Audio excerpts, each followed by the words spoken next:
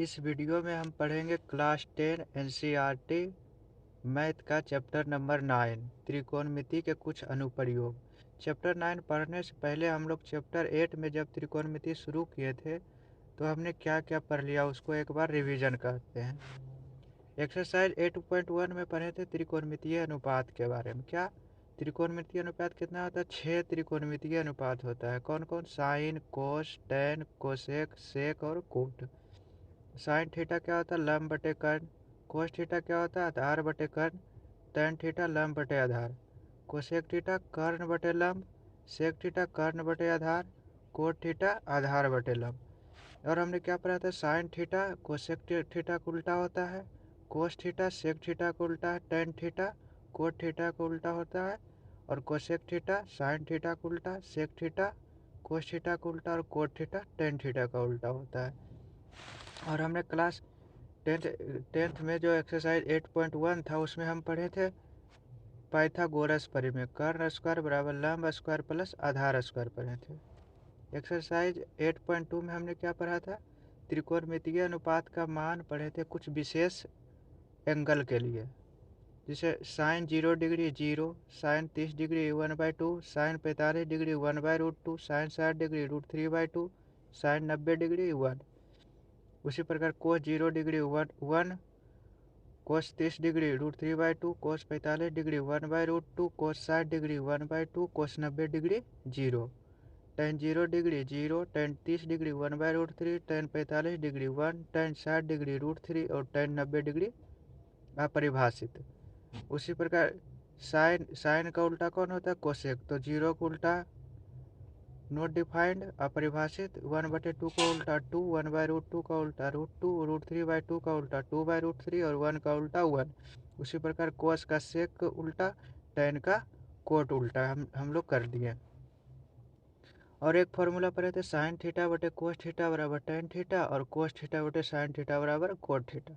फिर एक्सरसाइज 8.3 में पूरक कोण के बारे में पढ़े थे। पूरक कोण क्या था? जब दो कोणों का योग 90 डिग्री हो तो वह कोण एक दूसरे का पूरक होगा। पूरक कोण हमेशा जोड़ा में रहता है। उसमें भी कुछ फॉर्मूला पढ़े थे। Sine 90 minus theta cos theta, cos 90 minus theta sine theta, tan 90 minus theta cot theta, cot 90 minus theta tan theta, sec 90 minus theta cosec theta, cosec 90 minus theta sec theta. उसके बाद exercise 8.4 जो त्रिकोणमिति का अंतिम chapter था उसमें कुछ सर्वसमीकाएँ पढ़े थे, कुछ आइडेंटिटी पढ़े थे। कितना? 3 आइडेंटिटी पढ़े थे। Sine square theta plus cos square theta बराबर 1, sec square theta minus tan square theta बराबर 1, cosec square theta minus cot square theta बराबर 1। हम लोग इस चैप्टर 9 में हम पढ़ेंगे त्रिकोणमिति के कुछ अनुप्रयोग, मतलब सम एप्लीकेशन ऑफ ट्राइगोनोमेट्री। मतलब जो हम अभी तक त्रिकोणमिति पढ़े थे वो त्रिकोणमिति हमारे जीवन में, हमारे दैनिक जीवन में हम किस तरह से उपयोग कर सकते हैं उस त्रिकोणमिति का, उसी के बारे में हम लोग पढ़ेंगे। इस त्रिकोणमिति के कुछ अनुप्रयोग, इसका एक दूसरा नाम से भी जाना जाता है ऊंचाई और दूरी, हाइट एंड डिस्टेंस। इसमें हम लोग ऊंचाई निकालेंगे और दूरी निकालेंगे। ऊंचाई मतलब कोई भवन दिया हुआ रहेगा, कोई मीनार दिया हुआ रहेगा, उसका ऊंचाई निकालेंगे, वही और कुछ दूरी निकालेंगे। इसलिए इसको त्रिकोणमितीय कुछ अनुप्रयोग को दूसरा नाम ऊंचाई और दूरी, हाइट एंड डिस्टेंस के नाम से भी जाना जाता है। तो चैप्टर नंबर 9 में हम लोग क्या क्या पढ़ने वाले हैं? पहले हम जानेंगे दृष्टि रेखा के बारे में, लाइन ऑफ साइट के बारे में। फिर जानेंगे उन्नयन कोण के बारे में, एंगल ऑफ एलिवेशन के बारे में। फिर अवनमन कोण, एंगल ऑफ डिप्रेशन के बारे में। तो दृष्टि रेखा क्या होती है, हम इसके बारे में अब डिस्कस करते हैं। और जो इस चैप्टर है, चैप्टर 9 में सबसे इम्पोर्टेंट थिंग आपको याद रखना है sine cos tan cosec sec cot का ये फॉर्मूला, लंब बटे कर्ण, आधार बटे कर्ण, लंब बटे आधार, कर्ण बटे लंब, कर्ण बटे आधार और आधार बटे लंब। इसको आपको जरूर याद रखना है। और एक ये याद रखना है, ये मान त्रिकोणमितियों का मान sine 0 0, sine 30 1/2, sine 45 1/√2, sine 60 √3/2, sine 90 1, ये मान और ये त्रिकोणमितीय अनुपात का फॉर्मूला, ये दोनों आपको याद रखना है। ये दोनों से आपका ये एक्सरसाइज अच्छी तरह से समझ में आ जाएगा यदि ये दोनों याद है तो। चलिए शुरू करते हैं। दृष्टि रेखा क्या होती है? पहले हम लोग जानते हैं दृष्टि रेखा। इसे मान लेते हैं है ये कोई, मान लेते हैं ये कोई भवन है, ये भी भवन है, ये भी भवन है, और यहाँ कोई व्यक्ति खड़ा है।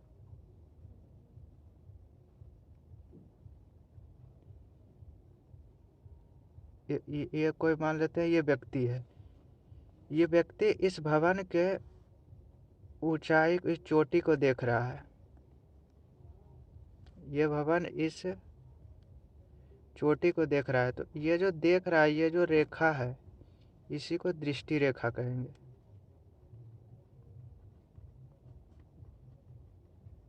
इसको क्या कहते हैं? दृष्टि रेखा। ये जो व्यक्ति है इस भवन के चोटी को देख रहा है, तो ये जो लाइन बन रही है, ये जो लाइन बन रही है, इसको दृष्टि रेखा कहते हैं। इसे लाइन ऑफ साइट कहते हैं। और इसी में हम लोग उन्नयन कोण देखते हैं। उन्नयन के कोण क्या होता है? ये जो रेखा है, ये जो व्यक्ति देख रहा है, ये तो सीधा देख रहा है इस भवन के चोटी को, तो ये दृष्टि रेखा हो गया। और इसके क्षैतिज एक रेखा बनेगी। इस दृष्टि रेखा के क्षैतिज एक रेखा बनेगी। ये कौन सी रेखा हो गई? क्षैतिज रेखा। ये क्षैतिज रेखा है। तो ये जो दृष्टि रेखा और क्षैतिज रेखा के बीच जो कोण बनता है, उसे हम कहते हैं उन्नयन कोण।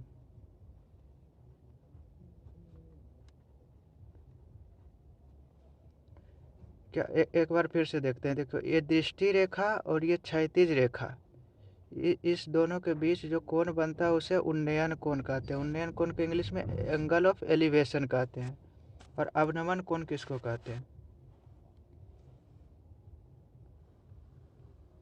ये मान लेते हैं ये भवन है, ये भवन है, और कोई व्यक्ति इस भवन के चोटी पर खड़ा है। एक छत है, छत मान लेते हैं, ये छत पर ये व्यक्ति खड़ा है, और यहाँ इसको कोई एक वस्तु देख रहा है। ये कोई एक वस्तु, भवन से कुछ दूरी पर ये कोई एक वस्तु है।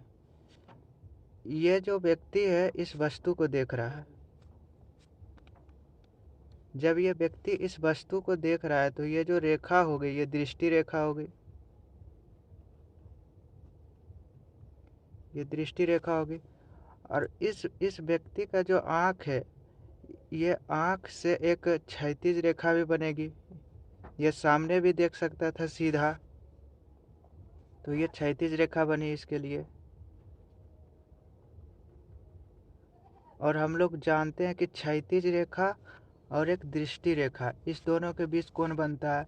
तो ये जो क्षैतिज रेखा है और एक जो दृष्टि रेखा है, इस दोनों के बीच जो कोण बनता है वह अवनमन कोण होता है। अवनमन कोण। बेसिकली देखिए, उन्नयन कोण नीचे बनता है, अवनमन कोण ऊपर बनता है। उन्नयन कोण में कोई व्यक्ति नीचे से ऊपर की ओर देखता है, तब एक दृष्टि रेखा बनता है और एक क्षैतिज रेखा बनता है। इस दोनों के बीच जो कोण बनता है वो उन्नयन कोण होता है। लेकिन अवनमन कोण में क्या होता है? अवनमन कोण कोई व्यक्ति ऊपर से नीचे की ओर देखता है। ऊपर से जब नीचे की ओर देखता है, तो एक दृष्टि रेखा होती है, जिस सामने से, जहाँ से वो देख रहा है, वो सामने एक रेखा हो गई, तो वो दृष्टि रेखा होती है। और ये दृष्टि रेखा और एक क्षैतिज रेखा के बीच जो होता है वो अवनमन कोण होता है। अवनमन कोण को एंगल ऑफ डिप्रेशन भी कहते हैं। डिप्रेशन मतलब नीचे की ओर, और एलिवेशन मतलब ऊपर होता है। एलिवेटर होता है ना, जब आप जाते होगे स्टेशन पर, तो देखते होगे एक एलिवेटर होता है, उस पर चढ़ते हैं तो वो एलिवेटर चलते रहता है। उस एलिवेटर पर चढ़ते हो तो आराम से ऐसे ऊपर चल जाते हो। वहीं से ये एलिवेशन बना। यही एलिवेशन से उसको एलिवेटर कहते हैं। एलिवेशन क्या होता है? ऊपर। तो ऊपर की ओर जब कोई व्यक्ति देखता है, और उसके बीच उन्नयन कोण बनेगा। जब कोई व्यक्ति नीचे, डिप्रेशन, डिप्रेशन मतलब डीप, डीप मतलब अंदर, डीप मतलब क्या होता है? गहरा। तो गहरा होता है। डीप मतलब क्या होता है?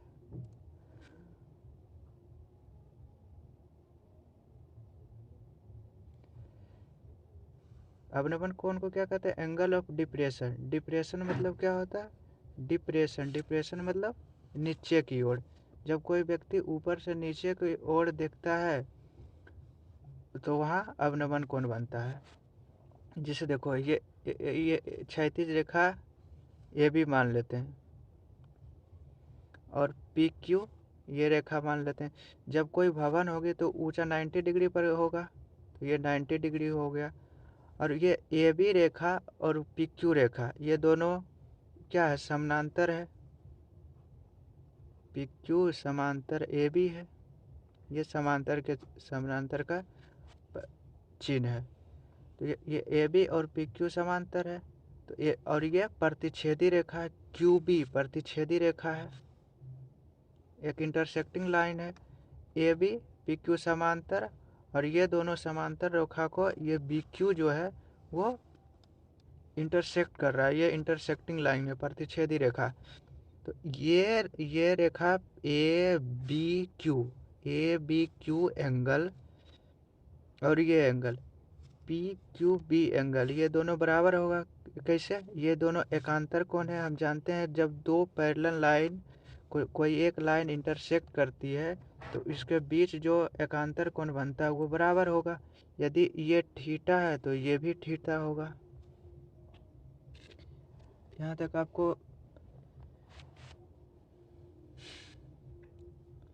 तक आपको समझ में आ गया होगा।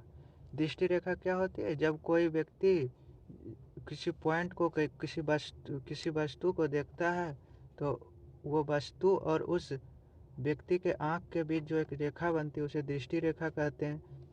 और दृष्टि रेखा और एक क्षैतिज रेखा, जब कोई व्यक्ति ऊपर देख रहा है तो दृष्टि रेखा और क्षैतिज रेखा के बीच जो कोण बनता है वो उन्नयन कोण होता है। अब जब कोई व्यक्ति नीचे की ओर देख रहा है तो जो क्षैतिज रेखा और जो दृष्टि रेखा बनता है उस दोनों के बीच अवनमन कोण होता है। जब अवनमन कोण बनता है तो दो पैरेलल लाइन होती है। जब अवनमन कोण बनता है तो दो पैरेलल लाइन होती है। जब पैरेलल लाइन होती है तो उसके बीच एकांतर कोण अल्टरनेट एंगल इक्वल होता है। तो ये थीटा है तो ये थीटा है। और कुछ हम लोग क्वेश्चन करते हैं। क्वेश्चन किस तरह करेगा? हमें कोई एक भवन दे देता, ठीक। और इस भवन के पाद बिंदु से इसके पाद बिंदु से कोई बिंदु दे देगा। मान लो ये बिंदु ए है और ये भवन बी सी है।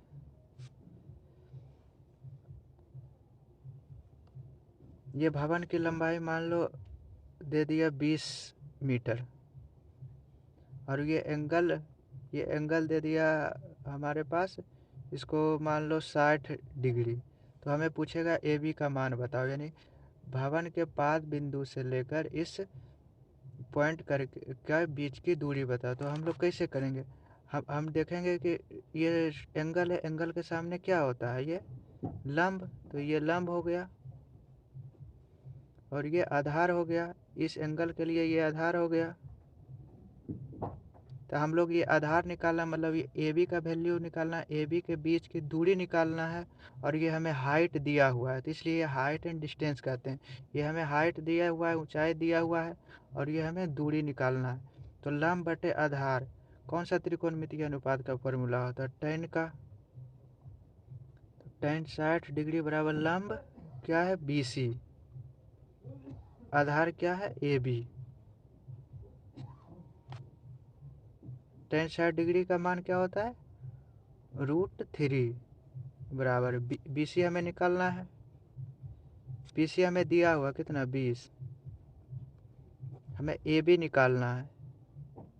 तो यहाँ से हो जाएगा AB बराबर 20 बटे √3 मीटर। ये AB जो हो गया ये आधार यानी मीनार के पाद बिंदु से इस बिंदु के बीच की दूरी 20 बटे √3 मीटर होगी। इसी तरह का हम लोग का एक्सरसाइज में क्वेश्चन दिया हुआ है, यही हमको सोल्व करना है।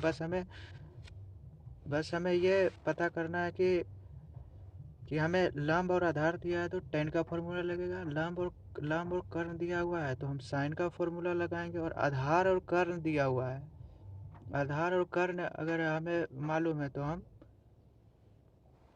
कोस का फॉर्मूला लगाएंगे। और एक क्वेश्चन हम लोग देखो करते हैं। एक उदाहरण एक है। उदाहरण नंबर 1 में क्या दिया हुआ क्वेश्चन में, धरती पर एक मीनार ऊर्ध्वाधर खड़ी है। ऊर्ध्वाधर खड़ी है का मतलब एक सीधा खड़ी है 90 डिग्री पर। ये मीनार है, ये एक धरती पर एक मीनार खड़ी है। धरती के एक बिंदु से, जो मीनार के पाद बिंदु से 15 मीटर दूर है। मान लेते हैं कोई एक बिंदु है यहाँ, जो मीनार के पाद बिंदु है, जो मीनार के पाद बिंदु है वहाँ से 15 मीटर दूर एक कोई बिंदु है। मान लेते हैं ये मीनार ए बी है और ये पाद बिंदु बी सी है।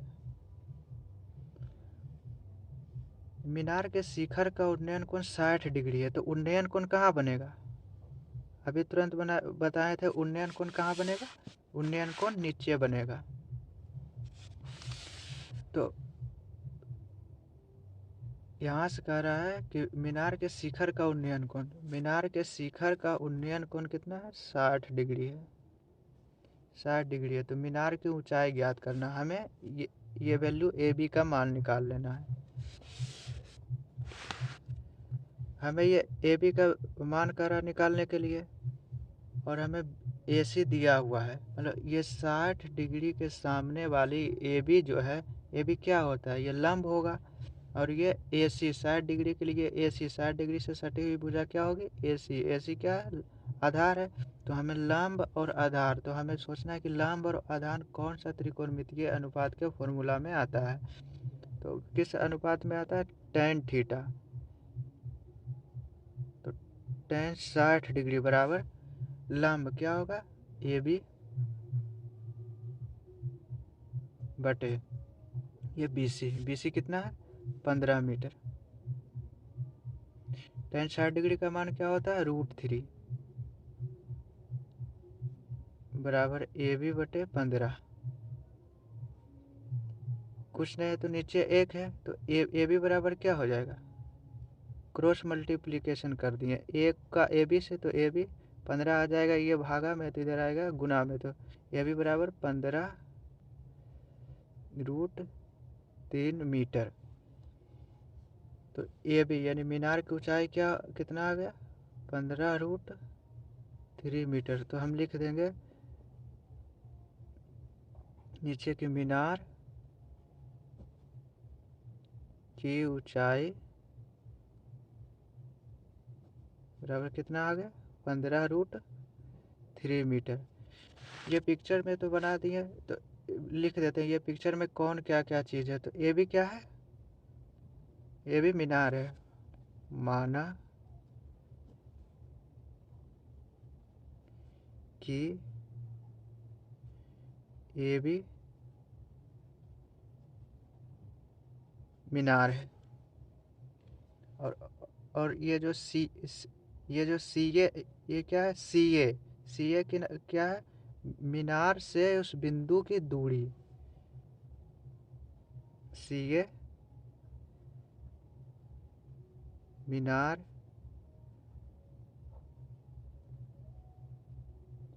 से बिंदु की दूरी है। हमें निकालना क्या, ए बी मीनार की ऊंचाई। तो हम लोग मीनार की ऊंचाई निकाल दिए। अब आपको समझ में आ रहा होगा। जब हम क्वेश्चंस करेंगे तो आपको और अच्छा से समझ में आएगा। कितना क्वेश्चन है हमारे पास, 16 क्वेश्चन है। हम अगली वीडियो से हम एक्सरसाइज 9.1 का क्वेश्चंस करना शुरू कर देंगे। इससे पहले आप लोग इसको एक बार रिवाइज कर लीजिएगा। इसको ये 6 त्रिकोणमितीय अनुपात और 8.2 में जो पढ़े थे त्रिकोणमितीय अनुपात का मान, ये तो आपको दिमाग में हर समय रहना चाहिए। और ये दोनों से हम लोग ऊंचाई और दूरी का जो 9.1 एक्सरसाइज है उसको हम पूरी तरह से ख़त्म कर लेंगे।